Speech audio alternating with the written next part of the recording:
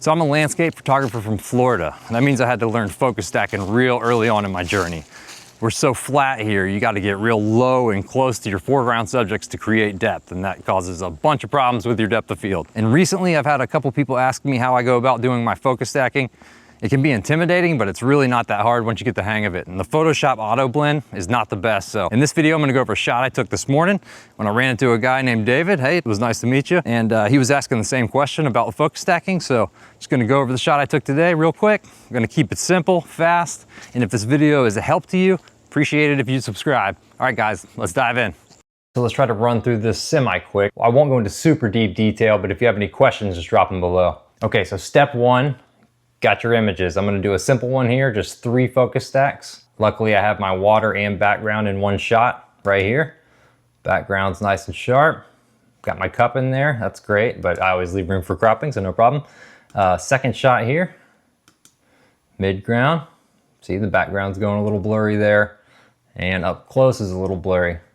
And then we have my close shot here, which has the sharpness up front, all the way to about right here. It starts to fall off. All right, so we're gonna take these. Step 1, you got your images. Step 2, we're gonna do a rough edit to even out the exposures. The goal here is just to get this histogram a bit even. We can darken anything we want later. We just wanna make sure we have all our data very clean and that these files match somewhat closely. Okay, it looks about good right there. I'm actually gonna take off my sharpening too. Okay, so that looks good. Good enough to work with. I'm gonna go here to the next one and just click previous. So they're semi-matched. And then I'll drop this exposure down a bit. But we don't have to worry about the sky here, remember? This is just the mid and front. Let's see here, it looks pretty good on the rocks. And then the next one will do the same, click previous. And that's pretty solid on those. We're looking good, all right. Move on to step 3. All right, so moving on to step 3 here. If you have your first one selected, hold shift, click the last one and click. That'll select them all, then you can right click. We're gonna edit in, open as layers in Photoshop. And wait for that to open real quick. All right, so our layers should be in order here because we took them from back to front out in the field. Yeah, looks like we're looking good. Let's go ahead and zoom in, 100. Let's go ahead and look down here. Okay, that is our close one. Yep, you see the sharpness difference there? Boop. And then on this one, let's go up here and look where it falls off. All this starting to fall off. Click on the second. Nice and sharp again. Until we get to about right here. And then there we go. Sharp again, all the way to the back. And my cup. If you didn't take your files from back to front, you can organize them now and go ahead and name them too. So I'll do foreground, mid, and background. Also the water. I mean, I don't need to do that. I'm bad at naming files usually, but for the video, I will do it. Okay. All right, now we'll go ahead and move on to step 5. We're gonna go here and click on these eyeballs on the layers and just hide them all.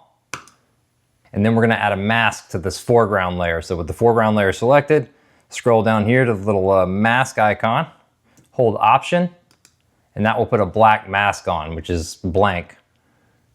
Go ahead and put that eyeball back on to bring this up. Now we're gonna go select our brush. So you can either hit B or go over here and click on the brush icon. We're gonna go up to our brush, whatever it's called, selector. We're gonna do a soft round, but I'm gonna bring the hardness up to about 50%. And with that, we'll make sure we have white selected over here in our color selector, in our color picker. And we'll just start painting on the foreground.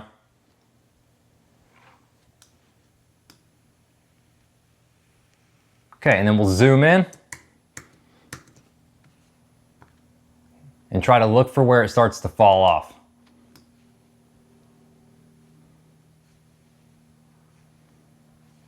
Which is probably around there. So we'll go to about right here, just to have some overlap. Yep, definitely falling off there. Okay, zoom back out and color that whole section.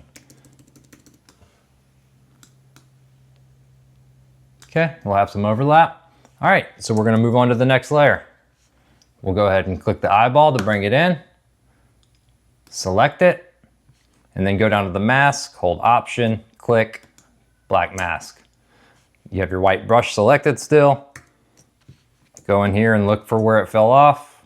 And you can also use Command Z, there's 100% right there, to see where you'd like to, you can click and then hit Command Z to see where you'd like to go. But you can already see right there, that was much better, much sharper, right?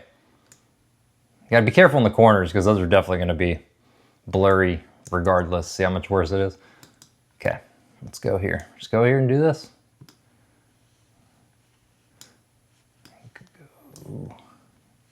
Keep going up here until you see it start to fall off again. Just do the same thing. Yep, falls off somewhere in there. All right, and then I'm just gonna go get all that in. Make sure I have some overlap. Yep, starts to get a little soft in the back there. Just make sure we have all that. All right, now we go to the next layer. Click it, bring it into view. And this is our water, so we'll do some extra painting on this one. But this is definitely our background and our sky, which had all the highlights mostly protected, I'm pretty sure. Yeah, they are. I did get a sky shot, but I didn't need it. Okay, so we'll go ahead and do the mask again. We're gonna hold Option just like before. Click on it, that's a black mask, which hides everything, and then we'll bring in what we want. So the background, easy enough.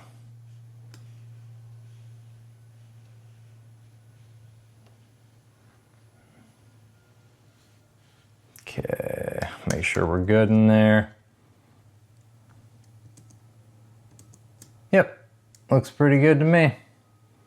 See that? Yeah, it gets a little sharper right there. Plus that's our water, so probably use that. Yeah, there you go. And there you go, you just finesse it a bit. Ooh, a little bit darker exposure, but that's okay. Should blend in fine. Yeah, there you go. And now you just play with it and finesse it, fine tune it. And if you want to stick around here and watch me do the water and finish the image, let's do it.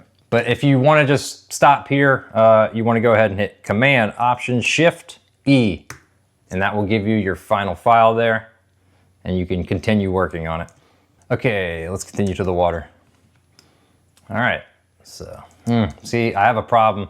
I have a hard time taking out some of these reflections, so let's see how much we want to do.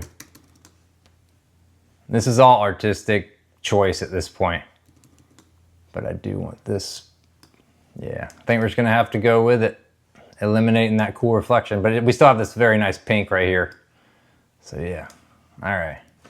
I don't like that shadow there. Let's go right here. There we go. Get it nice and tight. Cool. Very nice. Okay.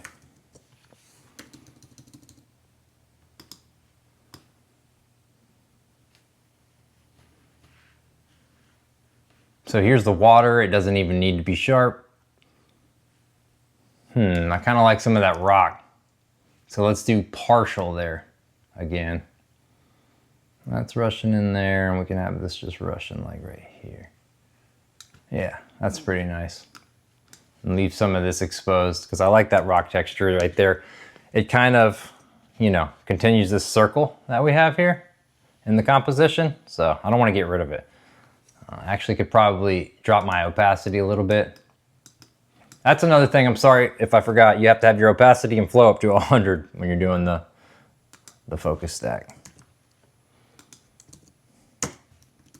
So I'll take some of this out. Ooh, I like that into the hole though. There we go. Perfect. Beautiful. Yeah, that's actually very nice right there.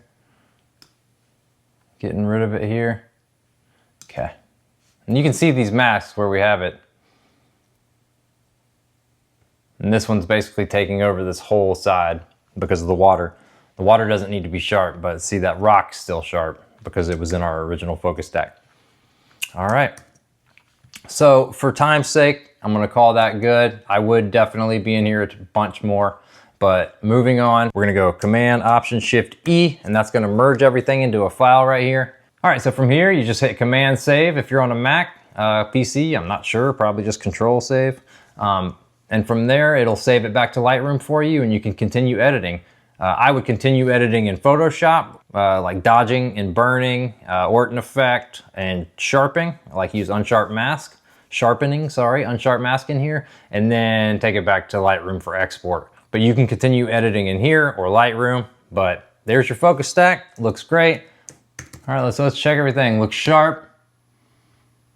Yeah, nice and sharp, front to back, beautiful.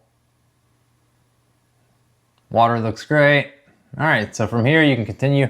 Here, let me show you how I do my Orton effect real quick for those that stuck around. So we got our file here.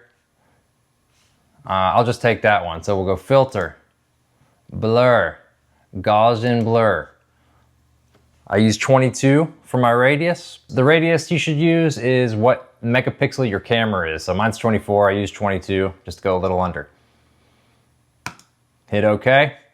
Then you're gonna go over here to the blend mode, put that in soft light. That looks good, it's crazy overdone, and is where people would just do an overexposure with an adjustment layer and then take it out some. But let me show you what I do. All right, so I'll go down here, get a levels. You're gonna wanna hold Option and clip that layer to the overexposed, clip that layer to the blurred layer. And then you can open up this levels here, blow those highlights out as much as you'd like so the highlights glow well. Now what you want to do is go into your glow layer, double click here. Now open up your layer style here and go to Blend If, current layer. You're going to want to move this slider to pull it out of your blacks, and you can see how terrible it looks right now. But what we're going to do is pull it just off the blacks. We're going to hold Option and click over here. You see? And that way we can do a blend to get it nice and smoothly out of our blacks, only affecting our highlights. Now here's where you can play with it kind of artistically about how much you want. And remember, you're gonna pull it out some more, so it's up to you how much you wanna keep. But if you wanna go more natural, you can pull a lot out. If you want it to be, you know, very glowy and ethereal looking, you can go heavy. So I'll just go somewhere here in the middle for now just to show you. Click OK. Then you're gonna wanna pull this out opacity-wise. Yeah. And just put in a little bit and don't overdo it. And that's gonna give you a great glow. See, without it, with it. Very nice. Anyway, so we're just gonna, for time's sake, I'll save this. We'll go back over to Lightroom real quick. Good deal. There you go. And then if you want, you can continue editing. All the fun stuff. All right, guys and girls, please subscribe, go watch my videos, and I'll see you next round. Thanks.